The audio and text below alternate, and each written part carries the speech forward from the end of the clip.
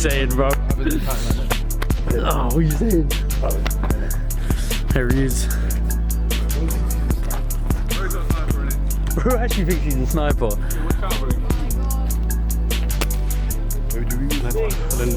Yeah. So, Vaheguru Ji Ka Khalsa, Vaheguru Ji Ki Fateh. Welcome back to my YouTube channel. I'm sitting down today. My legs are aching. We done like a leg workout yesterday, as well as a 1 hour 20-minute run. So we've done about 12k, I think it was. And this morning we've had a swim. So pretty hectic.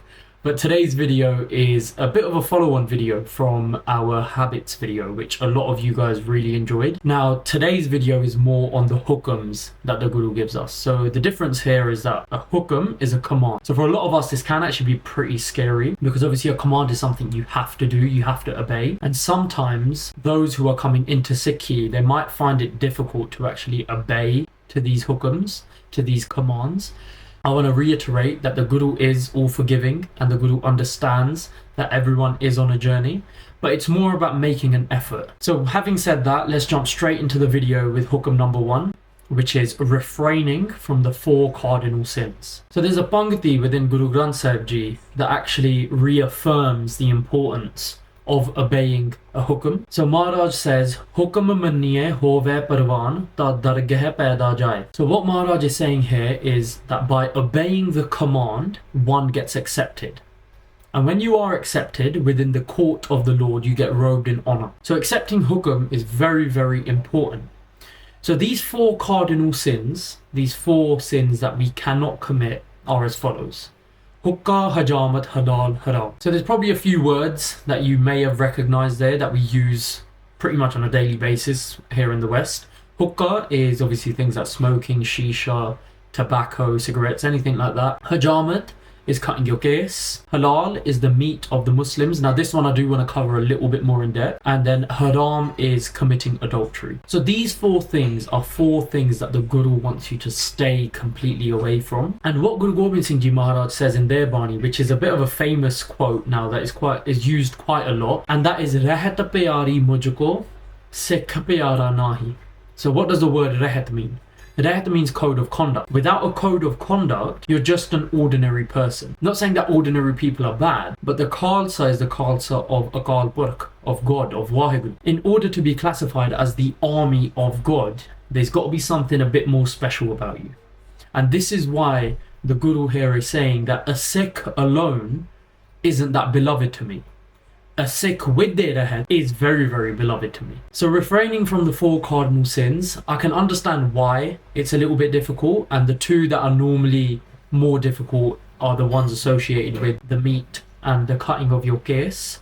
But the other 2, for example, not smoking and not committing adultery, I feel like these ones are very, very doable, and you guys shouldn't be doing any of those. And going back to the point on case, again, it's about making that decision to keep your case and taking the right steps in order to keep your case. And part of that is actually falling in love with the Guru and their Sikhi. And the other one is halal.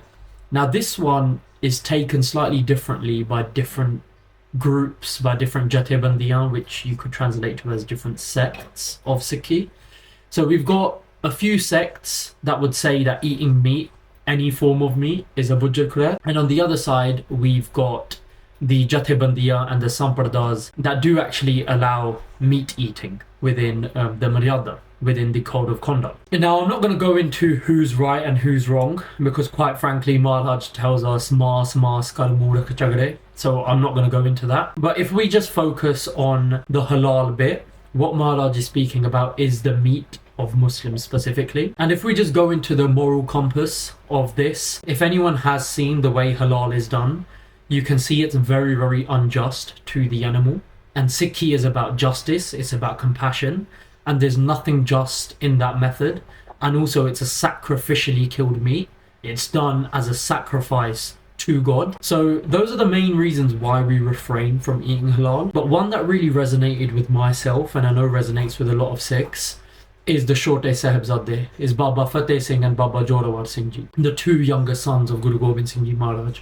And we all know that they were bricked alive by Wazir Khan, and that hukum, that command, was given by a Muslim Qazi, by a priest. However, what a lot of us don't know is that as they were being bricked alive, the wall actually collapsed and they were still breathing when the wall collapsed. And on the spot, the Qazi as well as Wazir Khan issued another hukum, and that was to slit their throats in the method of halal, to take away their breath. So it's a pledge to all Sikhs to not even go anywhere near halal meat. It is completely banned for us within Sikhi.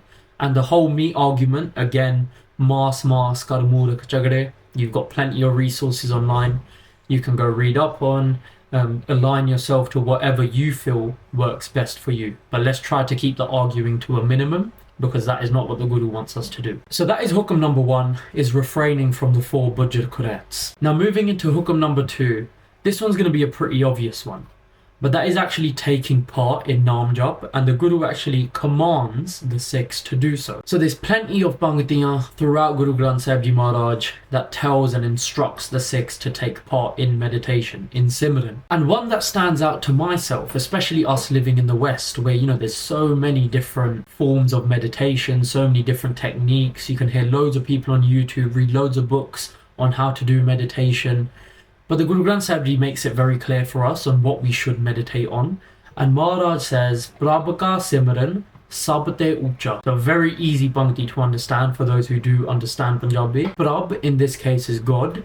Simran is the meditation. Ucha means highest. So remembrance, meditation of God is the highest form. And again, let's keep it very, very simple. When we go to the Gurdwara, we know exactly how they do Simran. And that is simply chanting Vaheguru. People have different methods of chanting Vaheguru, whether that is adding the word Satnam in with the Vaheguru, whether you do it out loud, whether you do it quietly. We all know the use of Vaheguru is the easiest way to do it. Now, I'm not going to go too much into the word Vaheguru itself. I think that in itself is a very, very big topic. And again, there are plenty of videos on YouTube that go into specifically the word Vaheguru and how it was constructed. But from the Guru Granth Sahib Ji, we all know meditating on God is the highest form. Now, why is this important for us? Here in the West, we all face a lot of mental challenges and a lot of things that really affect our minds. And the best way to do it is to clear our mind. Now, in meditating, that is exactly what we do. We limit the thoughts and therefore limit the bad actions. We take control over what we think. And this is an easy way to clear your mind. You've had a tough day at work, you've had a tough day with one of your loved ones, with your children, with whatever it is. If you spend that time at the end of the day and in the morning meditating, getting yourself into the right mindset for the day, you're already steps ahead. And in doing that, you've already become a better Sikh of the Guru, because you're able to serve humanity a lot better, because you're not angry, you're not annoyed at anyone, you're embracing everyone with love, you're taking every moment as it comes. And this actually ties very nicely into the third hukum. So the second hukum is taking part in Naam Jap, and the third one is taking part in Seva. For a Sikh, you have to become the hands of the Guru. We are the image of our Gurus. Khalsa mera roop hai khas. We are that image of Guru Gobind Singh Ji Maharaj, of Guru Nanak Dev Ji Maharaj. And the best way for us to showcase what our Gurus were is through Seva, which is exactly what the Gurus did. The Gurus went around and served humanity. In Guru Granth Sahib Ji Maharaj, Maharaj says, Vich duniya sev kamaiye, ta dargah baisan paiye. And what Maharaj is saying here is that in this world, in this dunya, in doing Seva, again as the previous quote mentioned, you achieve honor in the court of the Lord. Because as we all are aware, in Sikhi we see everyone and everything as God. We see it as a light of God. So serving the creation, you're serving the creator, you're serving God. So looking back at the first hukum, where if you follow hukum, you achieve honor in the court of Lord. Looking at this hukum, if you take part in seva, you achieve honor in the court of the Lord. Now number 4 and number 5 go hand in hand. So number 4 is actually spreading the message of Guru Nanak,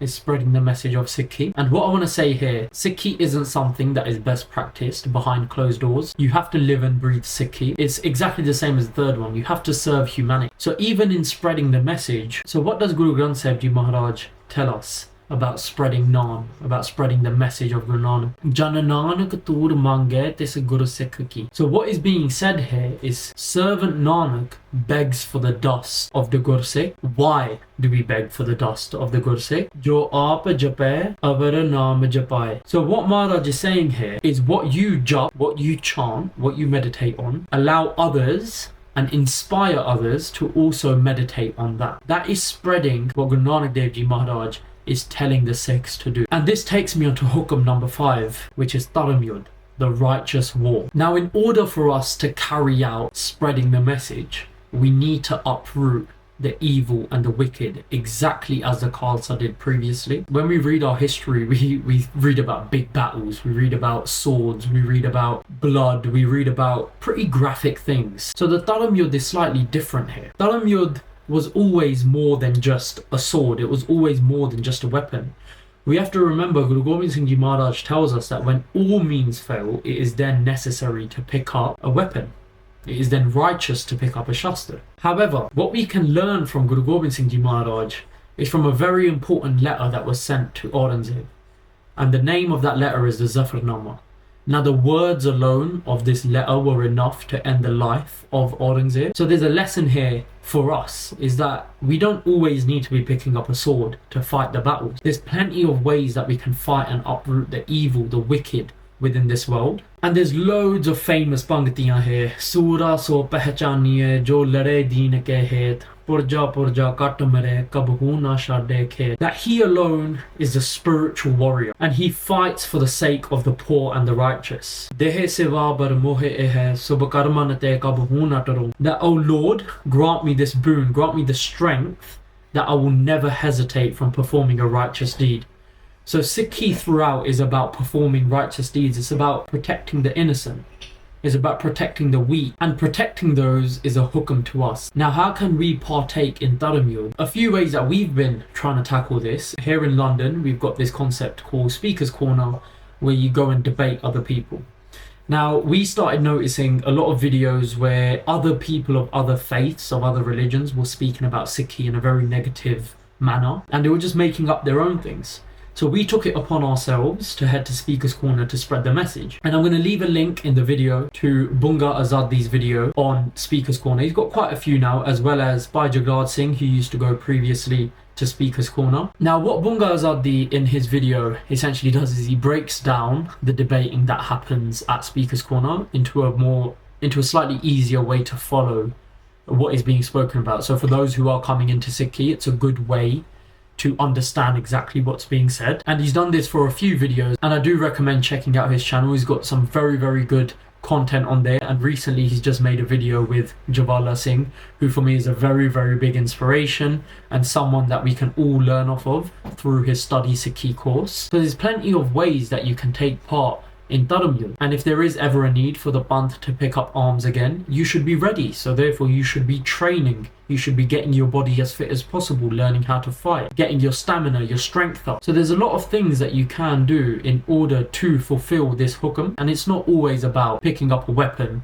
and going to war in that manner. And with that, those are the 5 hukams that I wanted to speak about in today's video. And again, I know there's plenty more, and for those who are coming into Sikhi, again, take it step by step. Don't let other people or anything dishearten you into your journey. Take your time with it, enjoy it, and as always, please do leave a comment below as to how you found this video and what you guys want to see next, and like, subscribe and share this video, and I'll catch you guys in the next one. Vaheguru Ji Ka Khalsa, Vaheguru Ji Ki Fateh.